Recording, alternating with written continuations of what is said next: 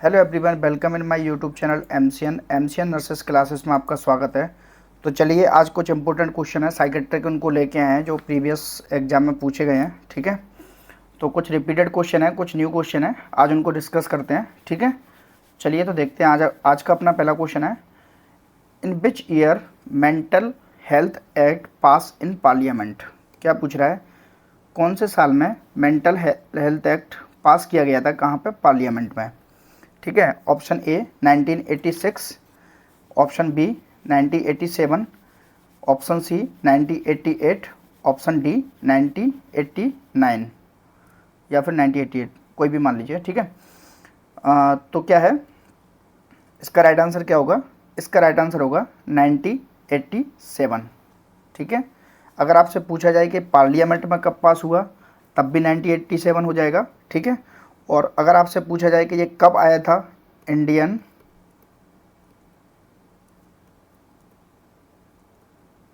Mental health act, ये कब आया था, तो 1987। ठीक है, और 1986 में क्या हुआ था, 1986 में क्या हुआ था, इसमें साइकेट्रिक ऐड हुई थी, साइकेट्रिक ऐड हुई थी। ठीक है,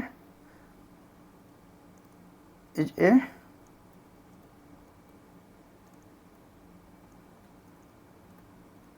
जीएनएम में साइकेट्रिक का एक कंपोनेंट ऐड किया था। ठीक है, 1986 में। और इंडियन मेंटल हेल्थ एक्ट कब आया था, 1987 में। और पार्लियामेंट में कब पेश किया गया इसको, पार्लियामेंट में कब पास किया गया, वो भी 1987। ठीक है, समझ में आ गया। चलिए, अगर आपसे पूछा जाए इसी में, अगर आपसे पूछा जाए इसके पर्पज क्या थे, जो मेंटल हेल्थ एक्ट आया था इसका पर्पज क्या था, तो इसके पर्पज थे, इसके पर्पज की अपन बात करें, protect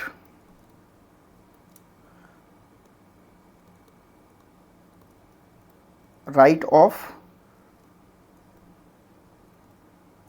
mental ill patient,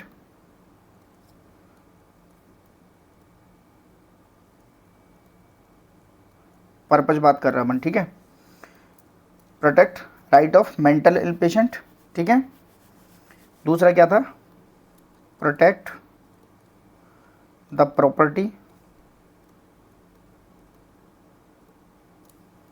property of patient. ये क्यों आया था, protect right of mental ill patient, protect the property of patient. तीसरा था prepare rule and regulation,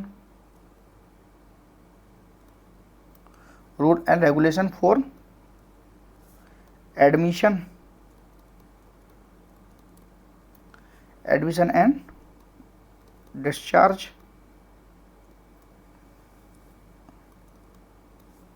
in mental hospital. क्यों आया था, protect right of mental health patient, protect the property of patient, और prepare rule and regulation for admission and discharge. और क्या था,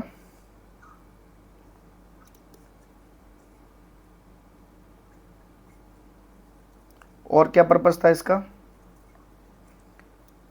एक पर्पस था इसका प्रोटेक्ट सोसाइटी टू द या from the mental ill patient. ये क्या थे, ये इसके पर्पस थे। कौन कौन से पर्पस थे, protect right of mental ill patient.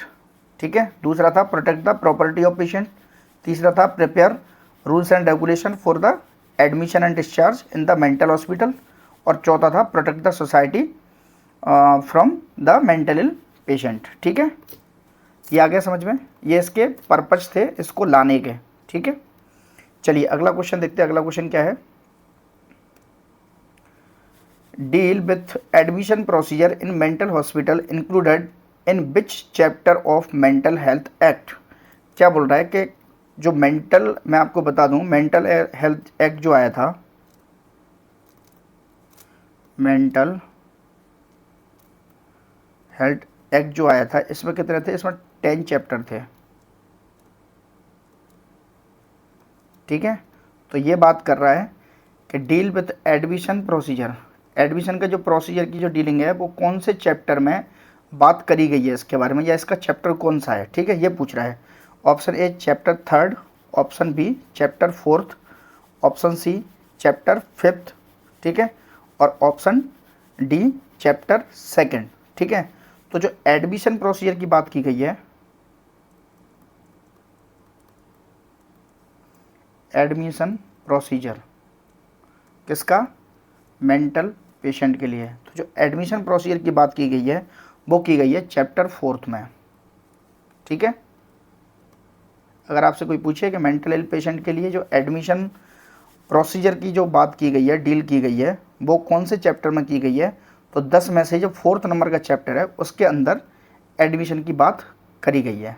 ठीक है, चलिए अगला क्वेश्चन देखते हैं। अगला क्वेश्चन क्या है? Deal with discharge procedure in mental hospital included in which chapter of mental health act. देखो वही सेम क्वेश्चन है, लेकिन इस पर क्या पूछा है? इस पर डिस्चार्ज पूछा है, इस पर एडमिशन नहीं पूछा। तो जो 4th वाला चैप्टर था उसमें तो किसकी बात की गई थी? इसमें की गई थी एडमिशन की बात। तो ये पेशेंट, तो ये तो ऑप्शन, ठीक है, ये एलिमिनेट हो गया। ठीक है, तो जो डिस्चार्ज की बात हुई थी, याद रखना, जैसे 4th पर अगर एडमिशन हुआ है तो 5th पर क्या हुआ था? डिस्चार्ज। ठीक है, तो 5th जो चैप्टर है उसमें डिस्चार्ज की बात की गई है। ठीक है, इसमें डिस्चार्ज प्रोसीजर की बात करी गई है, डील करी गई है, डिस्चार्ज प्रोसीजर। ठीक है, समझ में आ गया? 4th चैप्टर में एडमिशन की डील करी गई है और 5th चैप्टर में डिस्चार्ज प्रोसीजर की बात की गई है। ठीक है, अब इन चैप्टरों को थोड़ा समझते हैं कि कौन से चैप्टर में किस तरह की बात करी गई है। ठीक है, उसको समझने की कोशिश करते हैं। जो मेंटल हेल्थ एक्ट था उसमें 10 चैप्टर थे। ठीक है, कितने चैप्टर थे? 10 चैप्टर।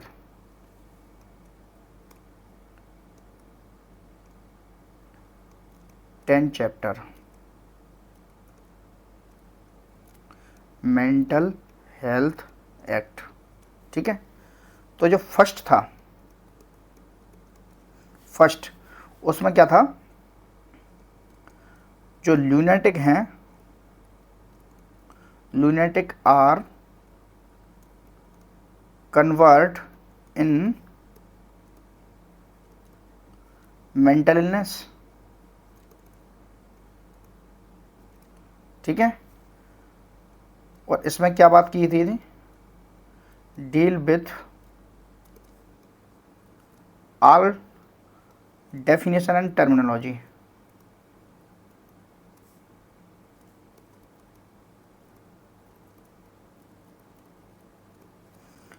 जो चैप्टर 10 थे, जिसमें से फर्स्ट वाला जो चैप्टर है उसमें से क्या बात की गई थी? Lunatic are convert in mental illness.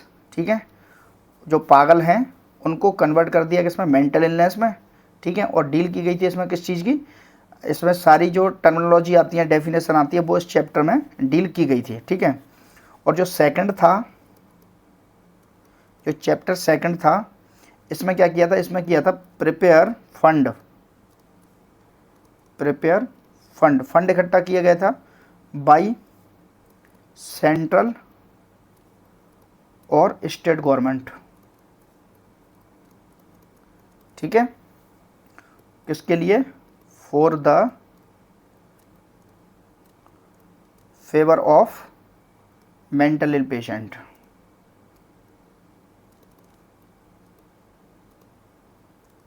Chapter second में क्या हुआ था?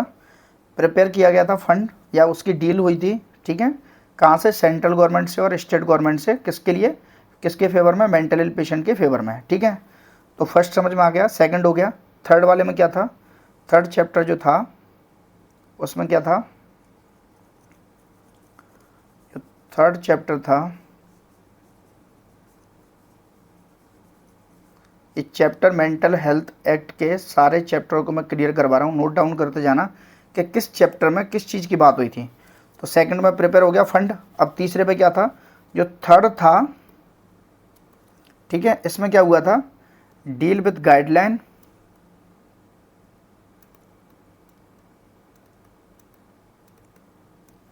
डील विद गाइडलाइन फॉर, किसके लिए, ओपनिंग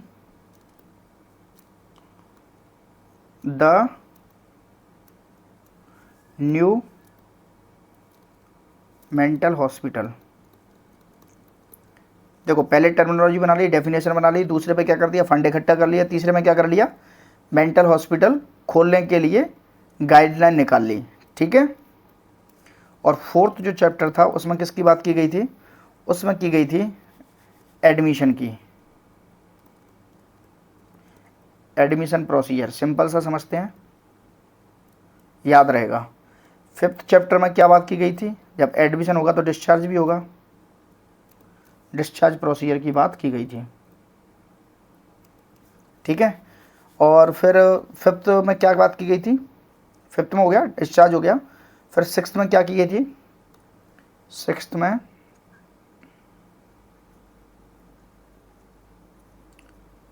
सिक्स्थ था, सिक्स्थ चैप्टर में किसकी बात हुई थी, तो सिक्स्थ में हुई थी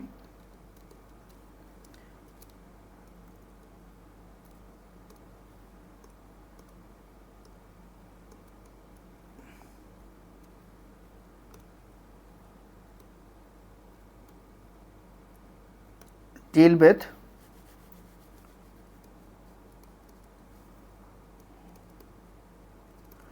पोजीशन ऑफ प्रॉपर्टी, मतलब किसकी जिम्मेदारी, प्रॉपर्टी की, दैट इज वो किसके द्वारा डिसाइड की जाएगी, that is decided by local court, ठीक है, लोकल कोर्ट, ठीक है। और इसमें क्या करेंगे, केयर टेकर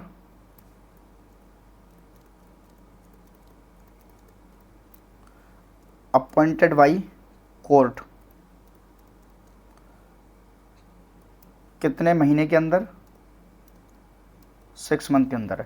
जो सिक्स्थ वाली जो चैप्टर था, सिक्स चैप्टर था, इसमें ध्यान रखना, 6 चैप्टर 6 मंथ, ये ध्यान रखना। एडमिशन हो गया, डिस्चार्ज हो गया, डिस्चार्ज के बाद क्या हो गया, डिस्चार्ज के बाद उसकी जो प्रॉपर्टी है, ठीक है, वो कोर्ट डिसाइड करेगा, उसका केयर टेकर भी कोर्ट डिसाइड करेगा, कौन, लोकल कोर्ट, जो उस एरिया का लोकल कोर्ट है वो डिसाइड करेगा। और उसकी जो प्रॉपर्टी है उसको जो जो केयर टेकर है वो अपॉइंट कौन करेगा, वो भी कोर्ट करेगा, और वो कितने दिनों के अंदर करेगा, ये भी गाइडलाइन में बताया गया है कि वो 6 मंथ के अंदर वो उसको अपॉइंट करके देगा, ठीक है। सातवां चैप्टर क्या था इसमें, सातवां चैप्टर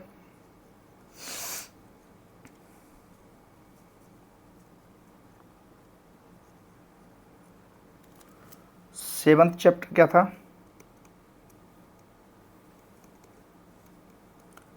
सेवंथ चैप्टर में क्या था, सेवंथ में था डील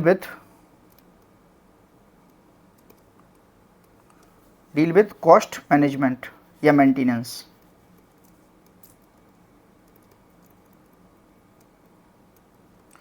ठीक है। क्या था, कॉस्ट ऑफ ट्रीटमेंट,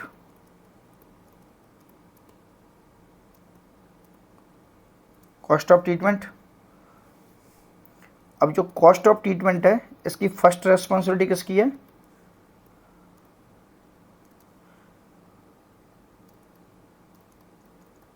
जो मेंटल इल पेशेंट के लिए जो कॉस्ट आ रही है ट्रीटमेंट की, वो उसकी फर्स्ट रेस्पॉन्सिबिलिटी किसकी है, वो उसकी है फैमिली की।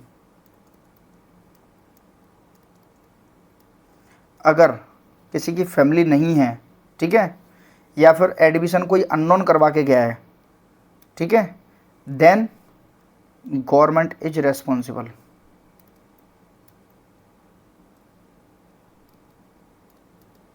ठीक है। अगर पहली जिम्मेदारी किसकी है, फैमिली की, 7 चैप्टर में मेंटल हेल्थ एक्ट के 7 चैप्टर में ये बात की गई है कि पहली रेस्पॉन्सिबिलिटी किसकी है, उसके कॉस्ट ऑफ ट्रीटमेंट की, फैमिली की। अगर फैमिली अवेलेबल नहीं है या फिर उसका एडमिशन किसी अननोन ने जाके करवाया है, तब उसके लिए क्या होगा, तब उसके लिए रेस्पॉन्सिबिलिटी किसकी होगी, तब उसकी होगी गवर्नमेंट की। जैसा कि आपको चैप्टर 2 में देखा था कि उसका प्रिपेयर जो फंड किया गया था वो कहाँ से किया गया था, सेंट्रल गवर्नमेंट से और स्टेट गवर्नमेंट से। तो वो ऐसे ही पेशेंट को यूज आने के लिए किया गया है। ठीक है, चलिए अब देखते हैं चैप्टर 8। चैप्टर 8 में क्या है, 7th हो गया, होप सो समझ में आ रहा होगा, नोट करते जाइएगा। जो 7th वाला हो गया, 7th के बाद 8 था, तो जो 8 वाला था, 8 वाले में क्या बात की गई थी चैप्टर 8 में, ठीक है, डील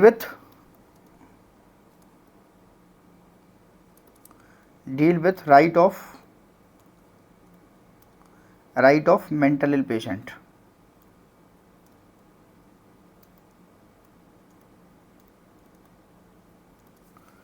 ठीक है, क्या क्या राइट, जैसे राइट ऑफ ट्रीटमेंट, ठीक है, respect the religious of patient या रिलीजन,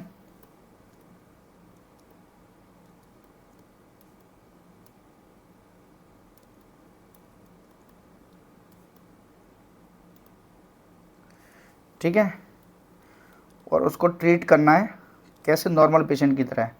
तो ट्रीट एज नॉर्मल पेशेंट, ठीक है, और उसको राइट दिए गए हैं किस चीज़ के, right of refusal for treatment. तो जो 8वां है उसमें 8 और राइट, ये याद रखना, इसमें राइट की बात करी गई है किसकी, मेंटल इल पेशेंट की, 8 राइट ऐसे याद रख लेना।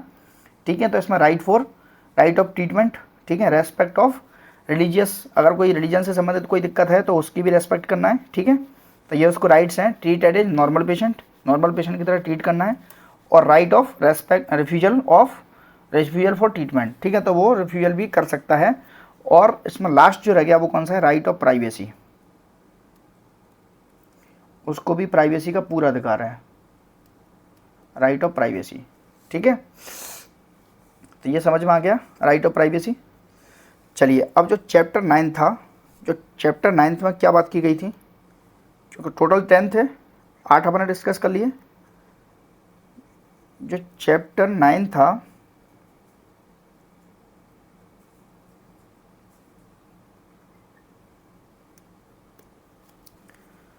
चैप्टर 9 जो था, तो 9 में क्या था, डील विथ पेनल्टी और punishment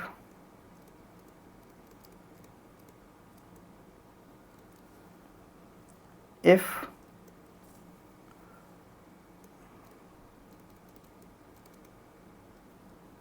deficiency related to patient care, patient की केयर में कोई कमी नहीं होनी चाहिए। इसके लिए पेनल्टी और पनिशमेंट की भी बात करी गई है, किसमें, चैप्टर 9 में। और चैप्टर 10 में क्या बात की गई है, चैप्टर जो 10 था इसमें क्या हुआ है,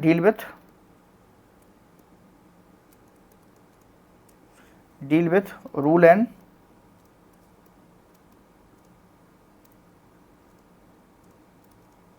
regulation prepare by higher authority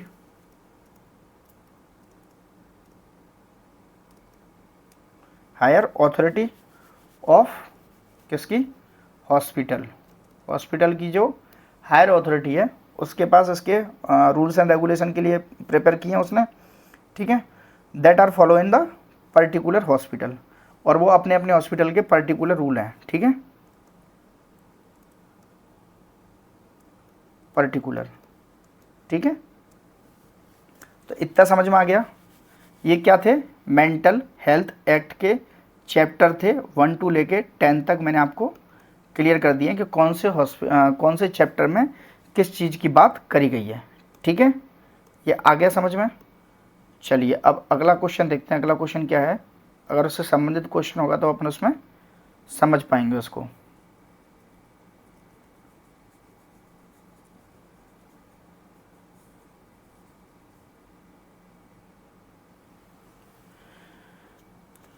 ठीक है, चलिए अगला क्वेश्चन देखते हैं। अगला क्वेश्चन क्या है,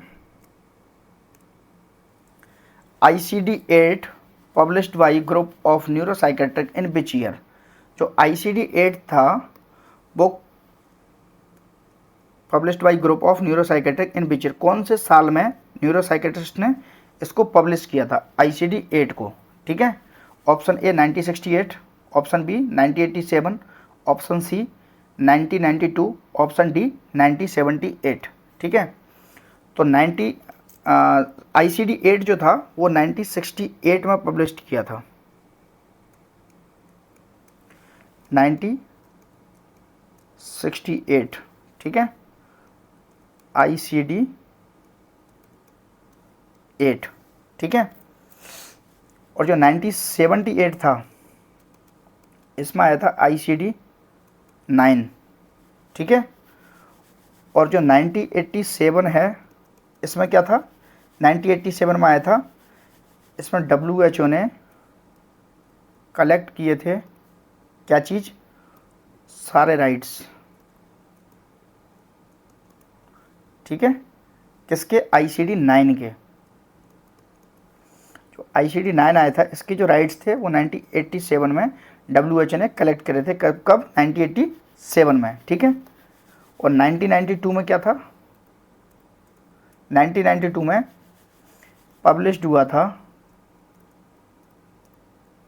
क्या, ICD-10। क्या हुआ था, ICD-10। ठीक है, 1968 में ICD-8 आया था, 1978 में ICD-9 आया था, और 1987 में WHO ने कलेक्ट करे थे सारे राइट्स किसके, ICD-9 के। और 1992 में फिर क्या हुआ था, WHO ने पब्लिश किया था किसको, ICD-10 को। ठीक है, इतना समझ में आ गया, याद करना पड़ेगा थोड़ा सा। ठीक है, चलिए अब देखते हैं अगला क्वेश्चन। अगला क्वेश्चन क्या है, alternative episode of severe mania and severe depression find in which mood and affective disorder. क्या पूछ रहा है, अल्टरनेटिव, ये क्वेश्चन कम से कम नहीं तो 5 से 6 बार पूछा गया है। ठीक है, प्रीवियस एग्जाम में। Alternative episode of severe mania, क्या हो रहा है, सीवियर मैनिया हो रहा है और सीवियर डिप्रेशन हो रहा है, हैं? ये पूछ रहा है कौन से मूड एंड अफेक्टिव डिसऑर्डर में ये पाया जाता है। तो जो अल्टरनेटिव है, ऑप्शन ए यूनिपोलर में, option B bipolar, option C bipolar first, option D bipolar second. ठीक है, तो जो दोनों चीज़ हो रही हैं तो यूनिपोलर तो यूनी होगा, मैनिया भी हो रहा है और क्या हो रहा है, डिप्रेशन। ठीक है, तो ये किस में होता है, ये होता है बाइपोलर में। लेकिन अगर इसमें बेस्ट आंसर पूछा जाएगा तो बाइपोलर फर्स्ट में ज़्यादा सही आंसर होगा इसका। ठीक है, यूनिपोलर को समझते हैं। यूनिपोलर क्या है, यूनिपोलर, तो यूनिपोलर में क्या होता है, recurrent episode of depression in a client. ठीक है, और ये कैसे होते हैं, ये होते हैं माइल्ड टू मॉडरेट। कैसे होते हैं, माइल्ड टू मॉडरेट। ठीक है, और बाइपोलर में क्या होता है, bipolar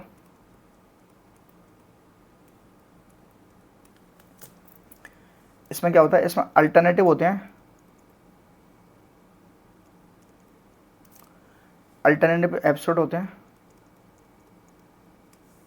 alternative episodes of mild किसका, मैनिया का, एंड माइल्ड डिप्रेशन होता है।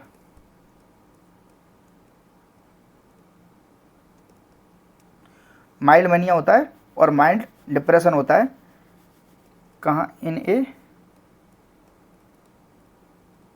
Same person. ठीक है, एट डिफरेंट टाइम, ये अलग अलग टाइम पे होता है, ठीक है। चलिए अपना क्वेश्चन क्या था, alternative episode of severe mania, ठीक है। यहाँ पे क्या हो रहा है, माइल्ड हो रहे हैं, तो अपना ये आंसर तो बाइपोलर नहीं होगा।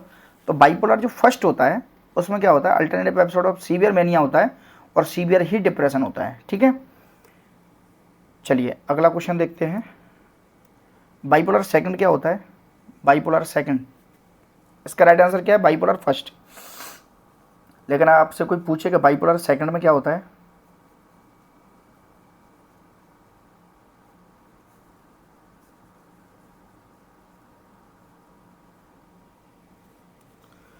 बाइपोलर सेकंड,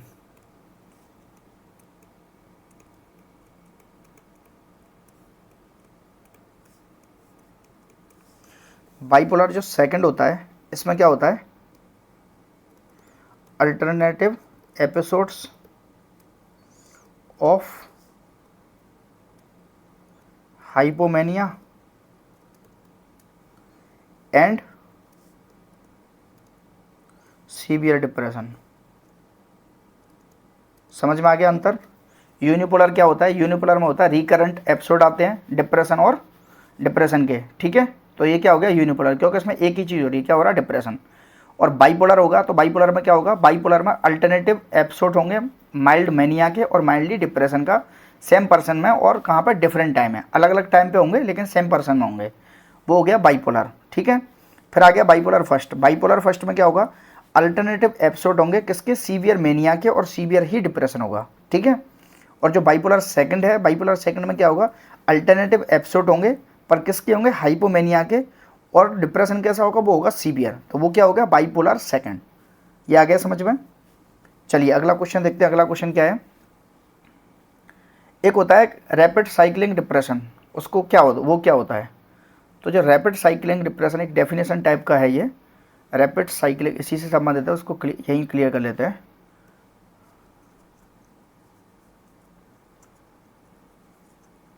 अगर कोई पूछे कि रैपिड साइक्लिंग डिप्रेशन होता क्या है, तो मुंह नहीं देखना, बताना है। रैपिड साइक्लिक डिप्रेशन, तो ये क्या होता है, more than 4 episodes of depression,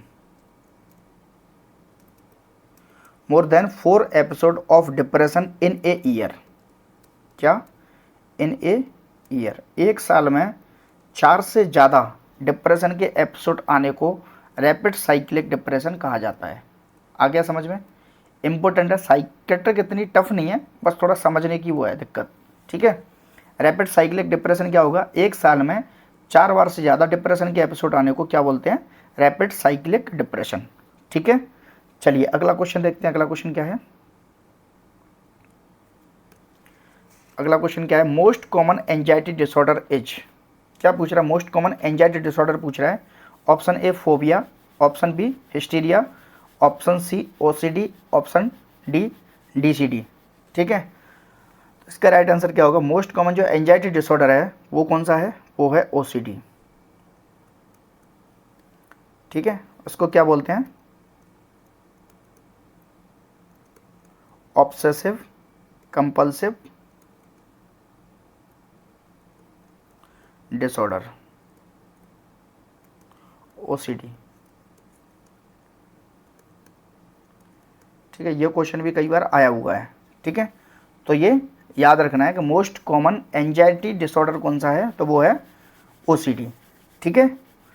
चलिए अगला क्वेश्चन देखते हैं, अगला क्वेश्चन क्या है, which type of personality most commonly find in male, ऐसी कौन सी पर्सनैलिटी है जो मोस्ट कॉमनली किस में पाई जाती है, मेल में पाई जाती है, ठीक है। Option A schizoid personality, option B paranoid personality, option C schizoid typical personality, option D histrionic personality, ठीक है। तो जो most common type of personality है जो मेल में पाई जाती है वो कौन सी है, वो है पैरानॉइड पर्सनैलिटी, ठीक है। कौन सी है, पैरानॉइड पर्सनैलिटी।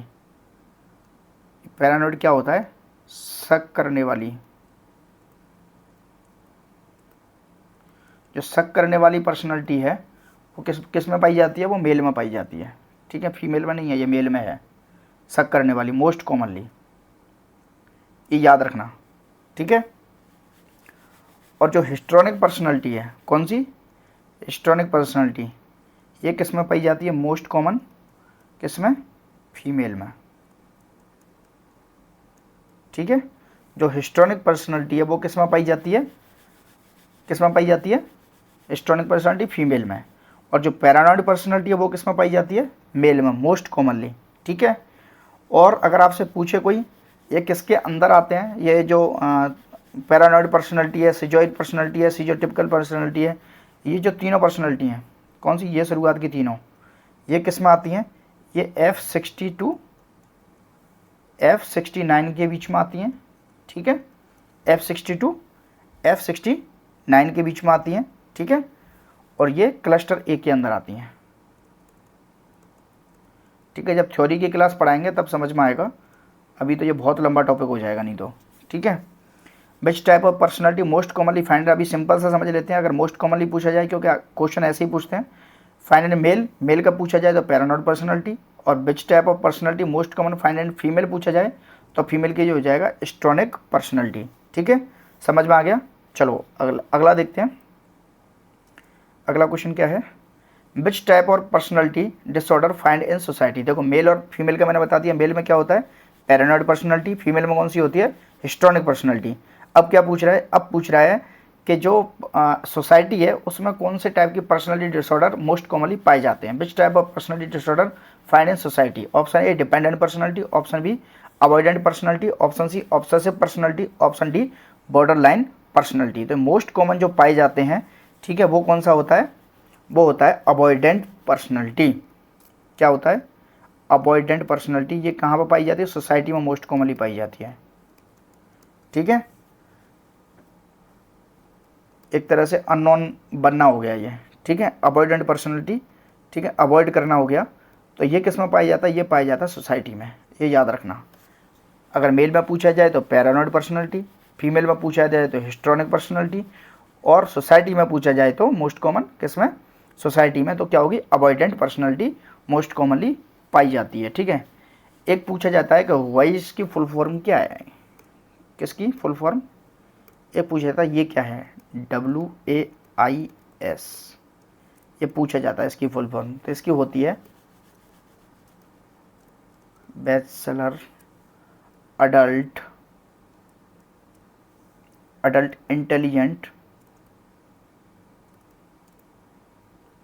Intelligent scale. ये एक स्केल है जो अडल्ट में देखा जाता है, ठीक है, इंटेलिजेंट स्केल है, और इसको क्या बोलते हैं, WAIS, ठीक है, बैचलर अडल्ट इंटेलिजेंट स्केल, ठीक है।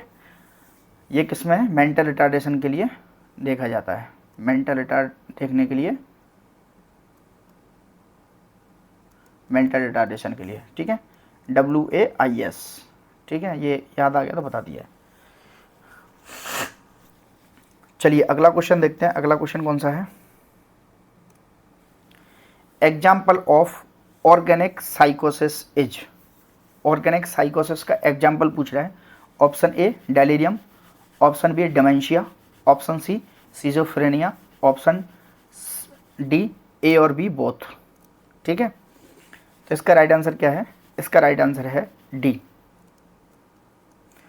एग्जाम्पल ऑफ ऑर्गेनिक साइकोसिस, ठीक है। जो क्या था, जो इंडियन क्लासिफिकेशन है, Indian classification of mental disorder,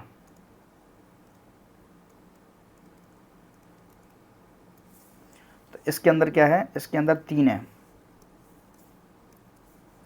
पहला है साइकोसिस, ठीक है, दूसरा है न्यूरोसिस, और तीसरा है स्पेसिफिक डिसऑर्डर। जो Indian classification of mental disorder है वो उसमें 3 है, साइकोसिस है, न्यूरोसिस है और स्पेसिफिक डिसऑर्डर है। तो जो साइकोसिस है उसके भी अंदर 2 हैं, कौन से, ऑर्गेनिक साइकोसिस, ऑर्गेनिक साइकोसिस, और इसके अंदर कितने, इसके अंदर है 2, जिसमें क्या आते हैं डेलीरियम और आता है डिमेंशिया। ठीक है, डेलीरियम और डिमेंशिया। और जो न्यूरोसिस है, न्यूरोसिस के अंदर कौन से आता है, न्यूरोसिस के अंदर आता है फंक्शनल साइकोसिस, फंक्शनल साइकोसिस। और इसके अंदर क्या आता है, इसके अंदर आता है सीजोफ्रेनिया,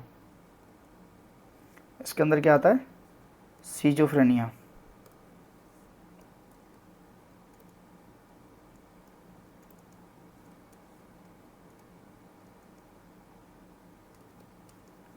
सीजोफ्रेनिया, ठीक है।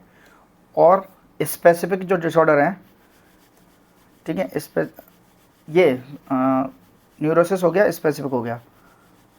अब इसमें जो न्यूरो, ये था Indian classification of mental disorder ना, एक साइकोसिस था, एक न्यूरोसिस था, एक स्पेसिफिक था।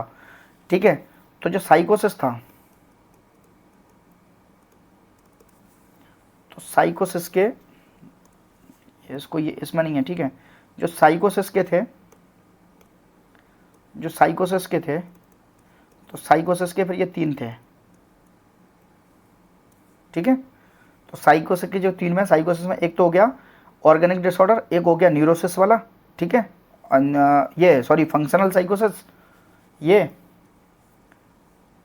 ये कंफ्यूज मत होना है इसमें ना, कैसे कंफ्यूज नहीं होना, इसको दोबारा से मैं समझाता हूँ, इसको कंफ्यूज नहीं होना, मिक्स मत कर देना।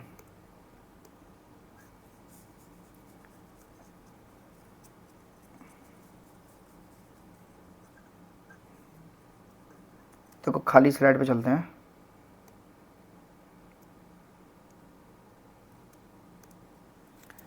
ठीक है, खाली स्लाइड पे समझने की कोशिश करते हैं इसको। जो इंडियन क्लासिफिकेशन था,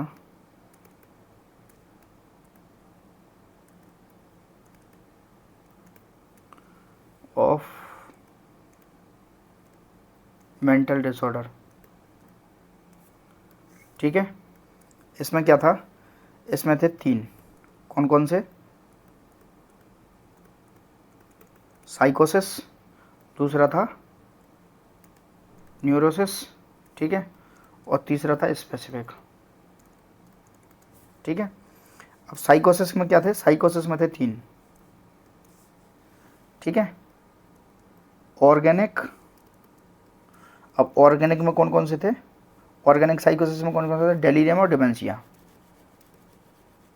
डेलीरियम और डिमेंशिया। और दूसरा वाला कौन सा था इसमें, इसमें था फंक्शनल साइकोसिस,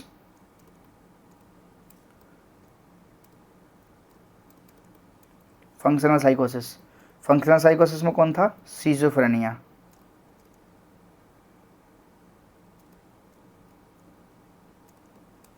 ठीक है। और इसी में तीसरा कौन सा, अफेक्टिव, अफेक्टिव साइकोसिस, ठीक है। तो अफेक्टिव साइकोसिस में कौन से थे, इसमें थे मेनिया, ठीक है, मेनिया था, डिप्रेशन था और बाइपोलर था। ठीक है, साइकोसिस में कौन कौन से थे, ऑर्गेनिक और फंक्शनल, ऑर्गेनिक साइकोसिस, फंक्शनल साइकोसिस और अफेक्टिव साइकोसिस।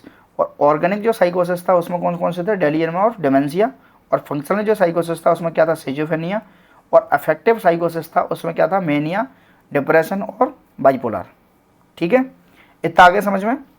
बाकी थ्योरी वाली क्लास पढ़ाएंगे तो इनको एक एक को सबको डिटेल में समझाएंगे। ठीक है, अभी क्वेश्चन सेशन है तो अभी जो क्वेश्चन को समझने के लिए ज़रूरत है उतना अपन इसको समझ लेते हैं। ठीक है, चलिए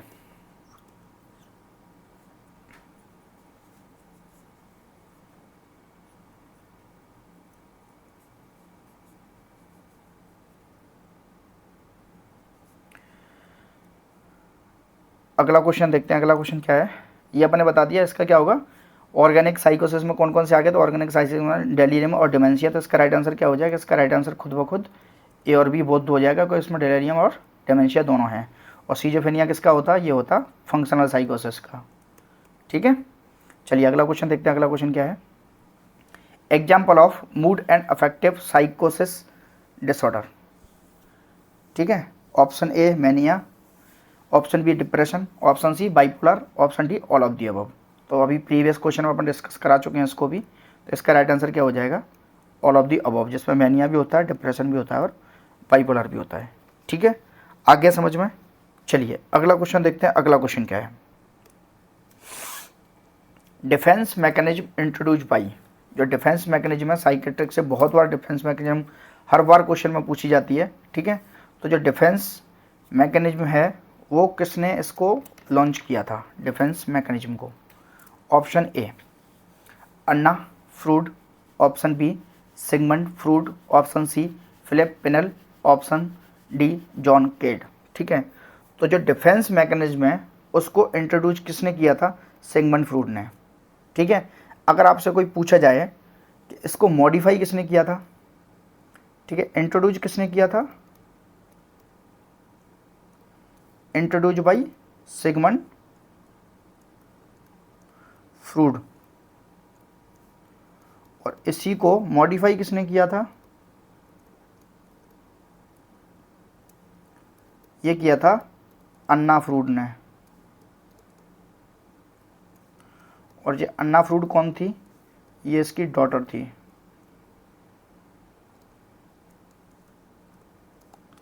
ठीक है, जो डिफेंस मैकेनिज्म है इसको किसने वो किया था इंट्रोड्यूस, इसको किया था सिगमंड फ्रूड ने, और इसको मॉडिफाई किसने किया था डिफेंस मैकेनिज्म को, वो किया था अन्ना फ्रूड ने। ठीक है, चलिए अगला क्वेश्चन देखते हैं। अगला क्वेश्चन क्या है,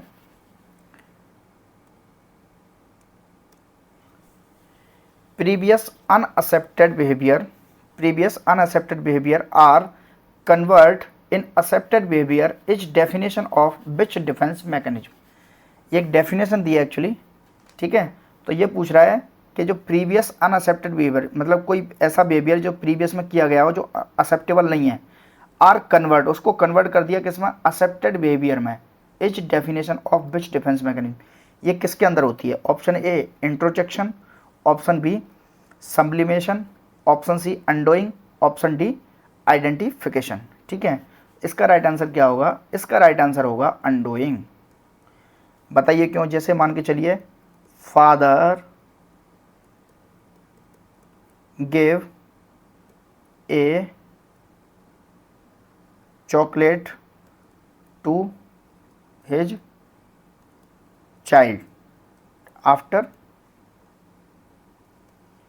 पनिशमेंट।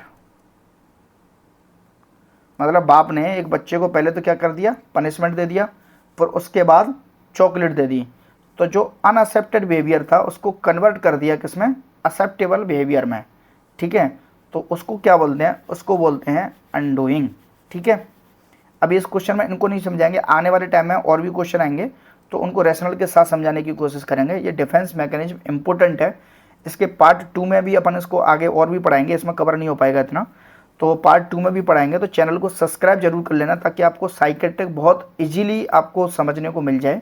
तो चैनल को सब्सक्राइब पहले कर लेना, दोस्तों के साथ शेयर कर देना। जिनको साइकेट्रिक टफ लगती है ना, वो टफ नहीं लगेगी, थोड़ा समझने की कोशिश करिएगा। इजी है, क्वेश्चन कम आते हैं लेकिन ये क्वेश्चन ऐसे होते हैं जो आपको एग्जाम के इन भी कर सकते हैं, एग्जाम से आउट भी कर सकते हैं, या फिर कंपटीशन से इन कर सकते हैं, या फिर कंपटीशन से आउट कर देंगे। साइकेट्रिक के क्वेश्चन है मैक्सिमम 10 से 15 क्वेश्चन आते हैं मेंस में, 10 से 15 क्वेश्चन, लेकिन वो 10 से 15 क्वेश्चन वो आपको अगर आपके सही हुए तो वो कंपटीशन में आपको बिल्कुल टॉप पे रख देंगे। अगर वो गलत हो गए तो आप फिर बिल्कुल बॉर्डर लाइन रह जाओगे। ठीक है, तो इंपॉर्टेंट है एग्जाम के नज़रिए से। प्री में इतने क्वेश्चन नहीं पूछे गए थे, साइकेट्रिक के 1-2 ही क्वेश्चन थे, लेकिन मेंस में आपको और डीएसएसबी में ये क्वेश्चन देखने को मिल जाएंगे। ठीक है, तो इसको समझने की कोशिश करते हैं, इससे कोई ना कोई क्वेश्चन डिफेंस मैकेनिज्म से आता ही आता है। तो ये सारे ही डिफेंस मैकेनिज्म अपन इस क्लास के अंदर कवर करवाने की कोशिश कर रहे हैं, तो ध्यान से समझिएगा, समझ में आ जाएगा, है ना। तो इसमें क्या था question, previous unaccepted behaviour are convert to accepted behaviour is definition which defence mechanism. ये डिफेंस मैकेनिज्म की डेफिनेशन पूछ रहा था, तो अपन एग्जाम्पल के थ्रू आपको बता दिया है कि एक फादर है जिसने अपने बेटे को पहले पनिश कर दिया, उसके बाद उसने उसको चॉकलेट दे दी, तो उसको क्या बोलते हैं, उसको बोलते हैं अनडूइंग। ठीक है, समझ में आ गया होगा। अगला क्वेश्चन देखते हैं। अगला क्वेश्चन क्या है, a person is associate to self with respect of other is definition of which defence mechanism. ठीक है, क्या क्या कह रहा है, एक पर्सन है वो एसोसिएट कर रहा है सेल्फ को खुद से विथ रेस्पेक्ट ऑफ अदर। ठीक है, तो ये किसकी डेफिनेशन है, कौन से डिफेंस मैकेनिज्म की वो है, तो इसको भी एग्जाम्पल के थ्रू समझने की कोशिश करेंगे। Option A identification, option B introjection, option C rationalisation, option D undoing. देखो अनडोइंग में क्या था, अनअसेप्टेबल बिहेवियर को एक्सेप्टेबल में कन्वर्ट कर दिया, तो ये तो आंसर होगा नहीं, ये अपन क्लियर कर चुके हैं प्रीवियस क्वेश्चन में। ठीक है, तो इसका राइट आंसर क्या होगा, इसको राइट आंसर होगा इंट्रोजेक्शन। ठीक है, क्या होगा, इंट्रोजेक्शन इज द राइट आंसर। ठीक है, अब इसका अगर एग्जाम्पल देखें अपन, तो इसका एग्जाम्पल हो गया, मानो जैसे a wife do not share the information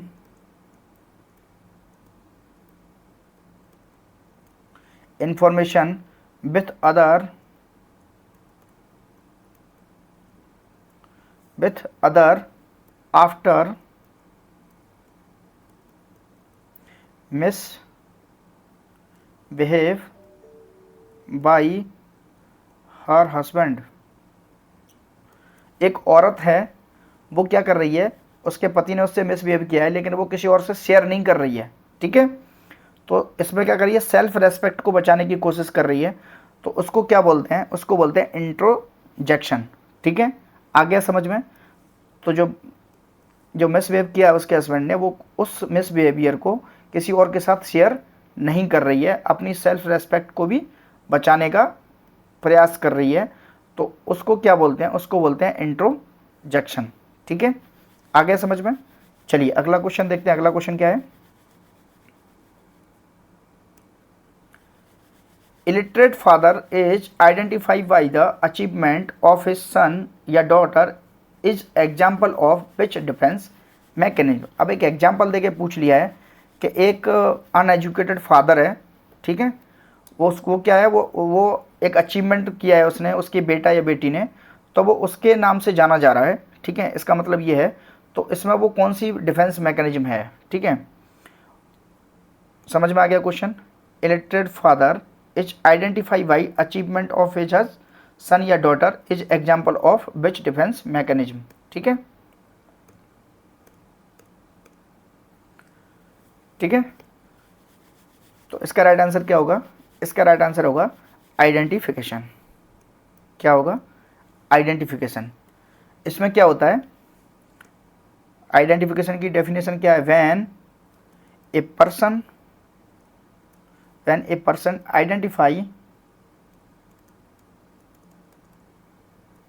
identified by the achievement of other,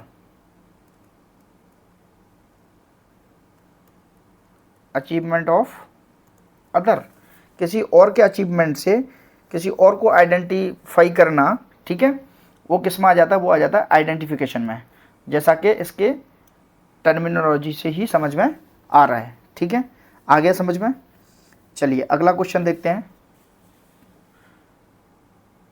चलिए, what is the most common defence use by anti social personality disorder.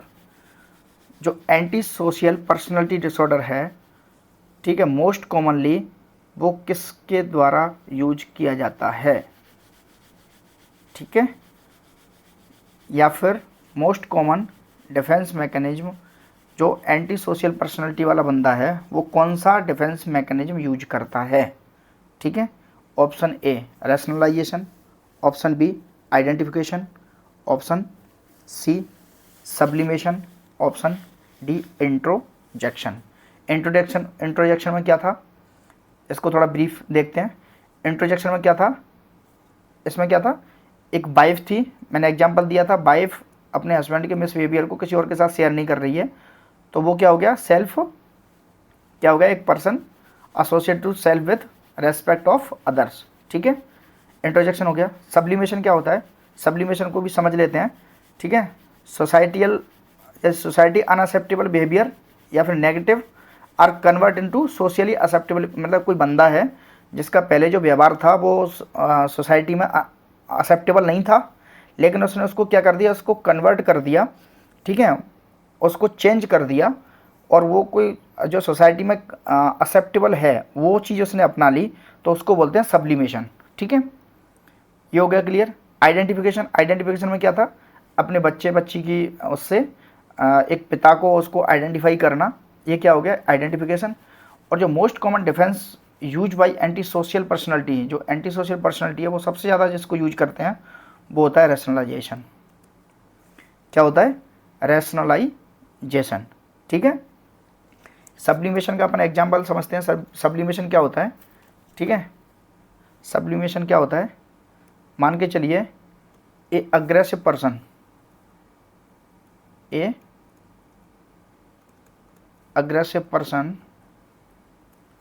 Aggressive person या फिर एंगर पर्सन या गुस्से वाला आदमी, ठीक है, ये क्या हो गया, ये बन गया बॉक्सर। ठीक है, तो अब क्या हो गया, या फिर ये बन गया फुटबॉल प्लेयर।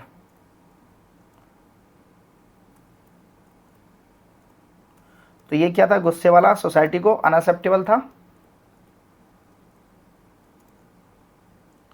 लेकिन अब ये सोसाइटी को एक्सेप्टेबल हो गया, तो उसको क्या बोलते हैं, उसको बोलते हैं सब्लिमेशन। ये आ गया समझ में, ठीक है। चलिए अगला क्वेश्चन देखते हैं। अच्छा अगला क्वेश्चन नहीं है, देखिए ध्यान से सुनिएगा, सब्सक्राइब जरूर कर लेना जिससे मुझे भी मोटिवेशन मिलेगा, ठीक है। वीडियो को लाइक कर देना, दोस्तों के साथ शेयर कर देना। साइकेट्रिक के क्वेश्चन डिस्कस करा रहे हैं, साइकेट्रिक की थ्योरी भी पढ़ाएंगे। फंडामेंटल के 20 क्वेश्चन सीरीज हैं जो चैनल पर पड़ी हुई है, ठीक है। उसमें